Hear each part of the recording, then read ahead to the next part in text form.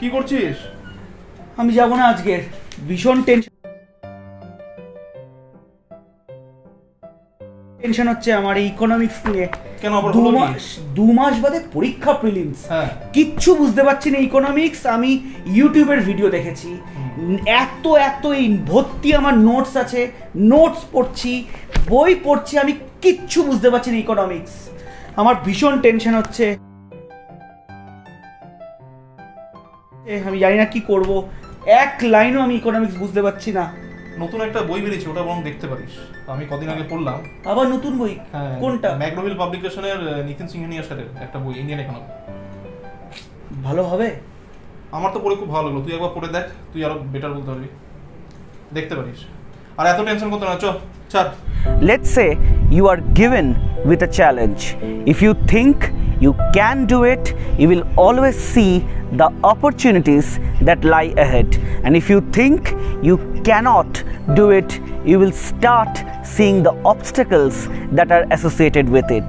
Good evening, I am Obhirup Bhattacharjee and I am spending a beautiful evening actually reading a beautiful book. When it comes to economics, be it for WBCS or be it for UPSC, we always become very apprehensive about this subject, and Indian economy or the subject economics, although it is one of the most useful, most beautiful subject like this beautiful evening, but it is also a misunderstood one. The reason being perhaps maybe the dearth of materials or the dearth of some book that provides that one-stop solution, and I think that search is over while I am actually enjoying this beautiful book written by Nitin Singhania sir, Indian Economy by Nitin Singhania sir. I am actually reading the second edition of the book. It is divided into 21 chapters and with an appendix A which deals with the economic measures related to COVID-19 pandemic. This is one of the most beautiful book that I came across, and I am actually enjoying every bit and every page of this book. Let's say the chapters, if I can mention here, the chapter 1 deals with the national income. The chapter 2 is my favorite, which deals with economic growth and economic development. Chapter 3 will deal with poverty, inequality and unemployment. Like we have various subjects and various topics in WBCS or UPSC that stresses on disguised unemployment, structural unemployment, cyclic unemployment and the various forms of unemployment. The chapter 4 is indeed a very important one, which deals the types of inflation, the reasons associated with it, and how beautifully it explains the various causes of inflation. Like we have the demand pull inflation, the cost push inflation, the inflation related to the wages. The chapter 5 will deal with the Indian tax structure and public finance, the concepts associated with the various types of deficit. We have the budget deficit, we have the fiscal deficit, we have the revenue deficit, the concepts associated with it.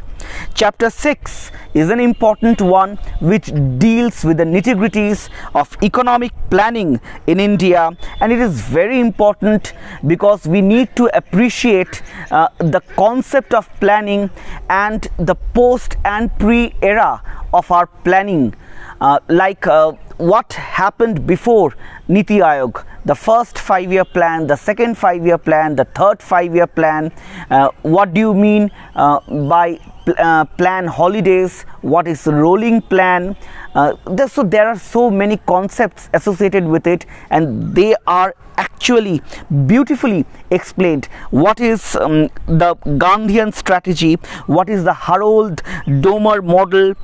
What are the essence of the 5-year planning in India? Chapter 7 is yet another important concept that is very important for both WBCS as well as UPSC.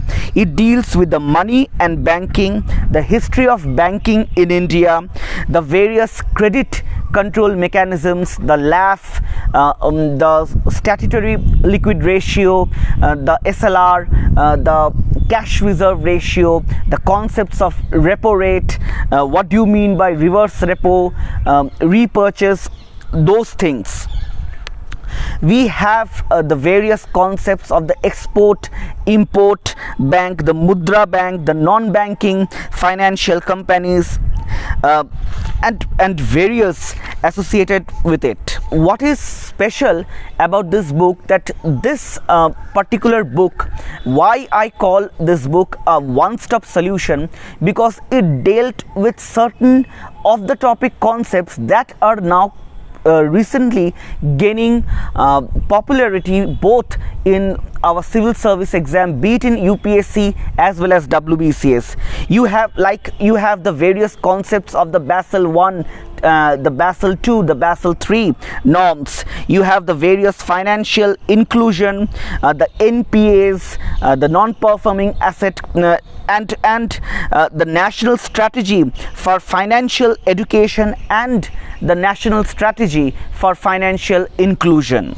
Chapter 8 is another important concept where you deal with the various T-bills, the financial instruments in capital market, the SEBI, the swaps, option, futures, forwards, the various stock exchange like the Bombay Stock Exchange, the National Stock Exchange, the credit rating agencies, while chapter 9 deals with the agriculture and the role of agriculture in Indian economy.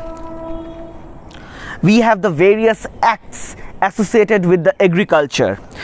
The chapter 10 is yet another important chapter, and it deals with the various land reforms in India, the various tenancy reforms, the reorganization of agriculture.